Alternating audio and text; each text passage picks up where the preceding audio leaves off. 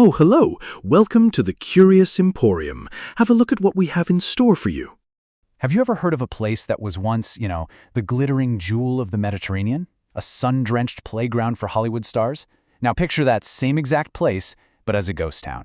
Fenced off and totally silent for nearly half a century. Well, today we're diving into the story of Varosha, a city in Cyprus that is, quite literally, a monument to a conflict that's been frozen in time. I mean, just look at this. It's an incredible sight. These skeletal high-rises you see, they were once luxury hotels, just buzzing with life. And now they're being slowly reclaimed by nature, their faces crumbling under the sun and the sea air. And this isn't some movie set. This is the very real, very haunting state of Varosha today. So the big question is, how does this even happen? How does a world-famous, booming resort, pretty much the envy of the entire Mediterranean, become a sealed-off, abandoned time capsule of a geopolitical conflict? All right, let's get into it. To really understand what was lost here, we've got to go back and look at what Varosha used to be. The contrast is just staggering, isn't it? It's like looking at two different worlds. In its golden age, this was the place to be. A playground for celebrities like Elizabeth Taylor, Richard Burton, even Brigitte Bardot. It was the absolute height of glamour. And then, all of that life just vanished. And this wasn't just about movie stars. This place was a massive economic engine. Get this, at its peak, this one district was responsible for more than half, 57% of the entire island's tourism revenue. Varosha wasn't just a town, it was the booming heart of the whole Cypriot economy. So, what went wrong? Well, the story is complicated, and it's rooted in decades of tension. See, after Cyprus got its independence in 1960, conflict was simmering between its Greek and Turkish communities. The flashpoint, the moment everything changed, was July 1974. First, a coup backed by the Greek military tried to annex the island. Just 5 days later, Turkey invaded, saying it was protecting the Turkish Cypriot minority. And then, during a second invasion in August, as troops were advancing on the city, the residents of Varosha fled. They grabbed what they could, thinking they'd be back in a few days. They never returned. And just like that, in an instant, the city's clock just stopped. What came next was almost 5 decades of this eerie, unsettling silence. Right after the residents fled, the Turkish army did something pretty unprecedented. They fenced the entire district off with barbed wire. It was declared a military exclusion zone, completely sealed off from the rest of the world. Absolutely no one was allowed in.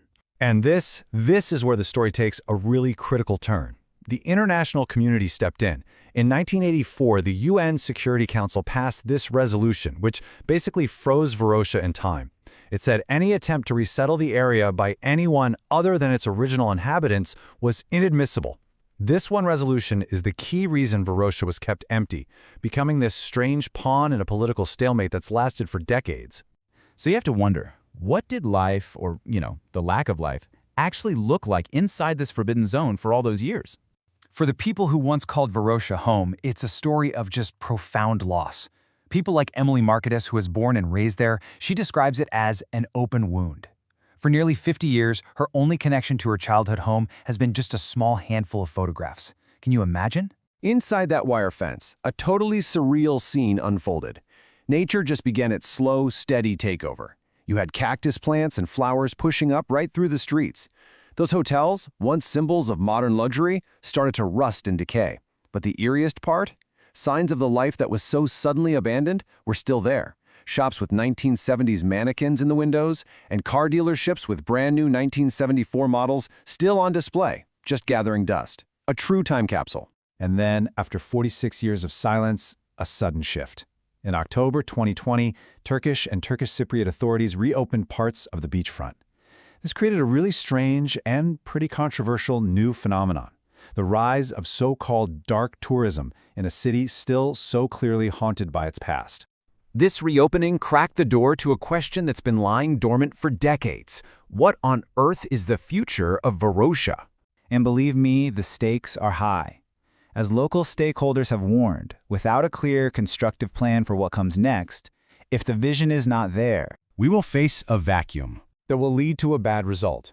The real fear is that this vacuum will just be filled by piecemeal political decisions that could end up making a really bad situation even worse. So yeah, the city is at a major crossroads.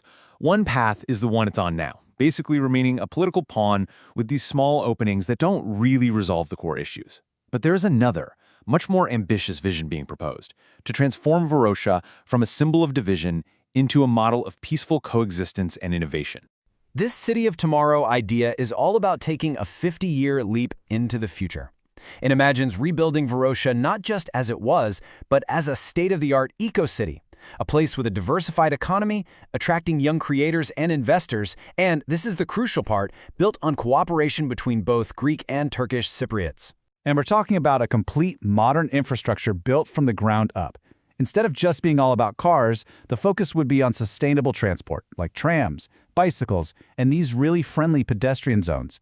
It's a genuine chance to build a 21st century city on the bones of a 20th century tragedy. And this isn't just some top-down corporate fantasy. It's deeply connected to the people who were displaced.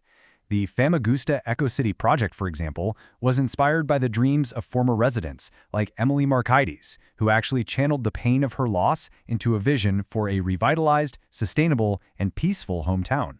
So we end where we began, with a question. After half a century as a ghost town, Varosha's future is finally, maybe, being written. But what will that future look like? Will it turn the city into a beacon of hope and coexistence? Or will it just remain a crumbling, haunting monument to a conflict that time forgot but could never truly erase? That next chapter is still unwritten.